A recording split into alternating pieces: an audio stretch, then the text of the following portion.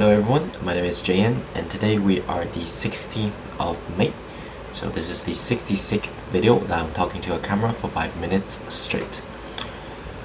First of all, in terms of video update, I want to continue the same format, trying to speak as fluidly as possible. Also, I will add some tongue twisters, try to pronunciate every single word as clearly as I can. I've also reviewed and assembled a vocabulary bank so that I will make sure that I read them every time before I start answering those questions. I will also be adding a 10-minute review sessions, try to think about better points that I can make across and typing them down under my own spreadsheet. And at the end I will do a little correction with the solution provided by the book, and at the end we shall see how I can improve upon my answers. Second of all, for the daily life update, I think it is very easy day today, not really too much volume at the clinic. It was a busy morning, but got everything sorted out. Just some one and two little things here, and very happily today we won the challenge finally after being absent for 3 weeks. And unfortunately we got caught in the rain, so I have already showered and made sure that has been done before I get dinner. And here we go. So today we want to talk about a scenario about that I'm a final year medical student on placement in a rural hospital.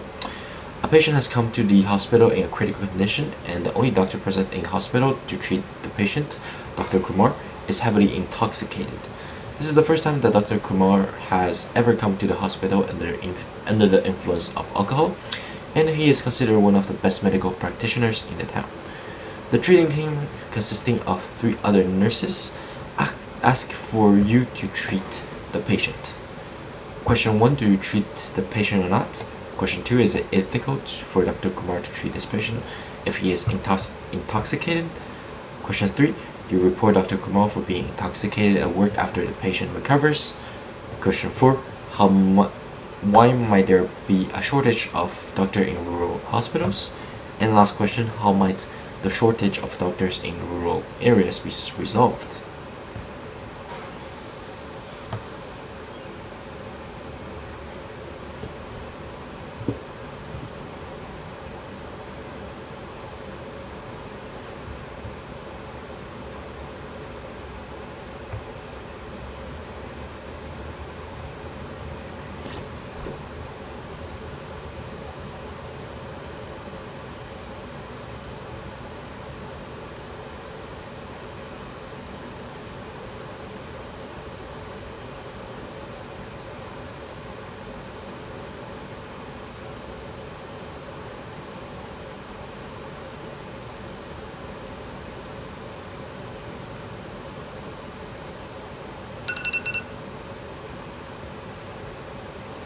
Right.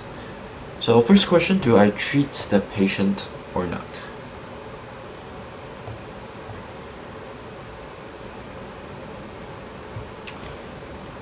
First and foremost, in this scenario, I think I have to put the patient's health and safety on the first hand.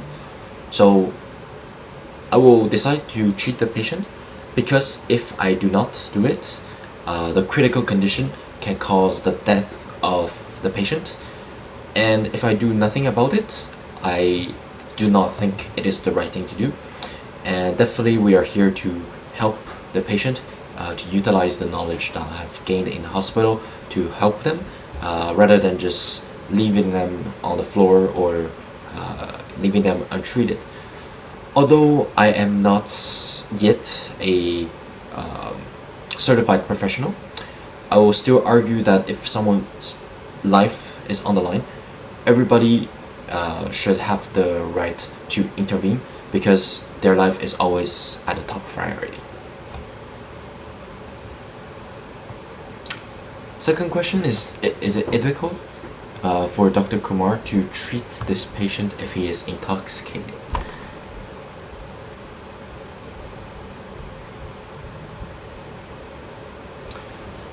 In this scenario, after knowing that Dr. Kumar is intoxicated under the influence of alcohol, I do not think it is ethical for him to treat this patient. The reason being that under the influence of alcohol, people can make unlogical or irrational decisions, which may impact the critical condition of the patient even further. So here, again, the priority is the patient's safety and to not worsen the scenario. Although I understand that Dr. Kumar is someone who is very experienced and also the best practitioner in town, still under the influence, I think every human with no exception could have made some irrational decisions, and that can really impact someone else's health. So balancing all that, I believe it is better, there is more benefits compared to the risks.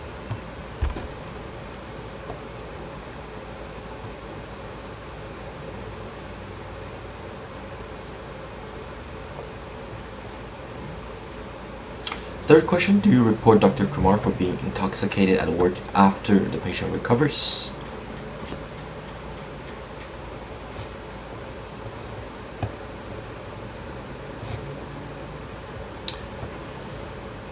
In this case, I do think that I will have the obligation to report Dr. Kumar for being intoxicated at work.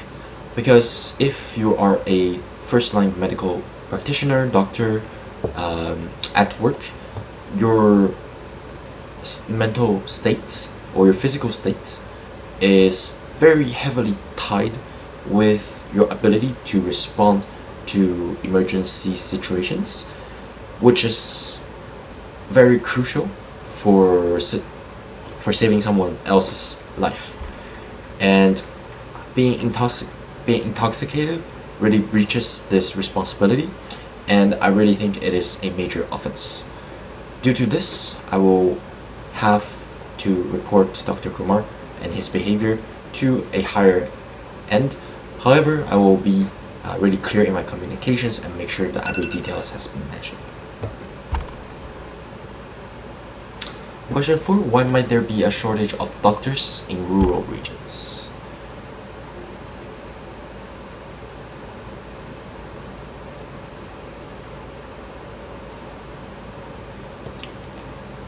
The answer for this question can be really multifaceted.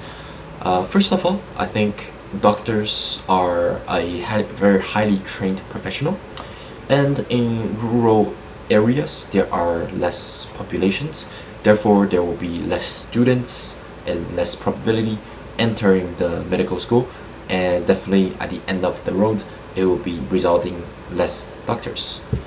Also, the life condition might be a little bit less convenient compared to the downtown areas, for example.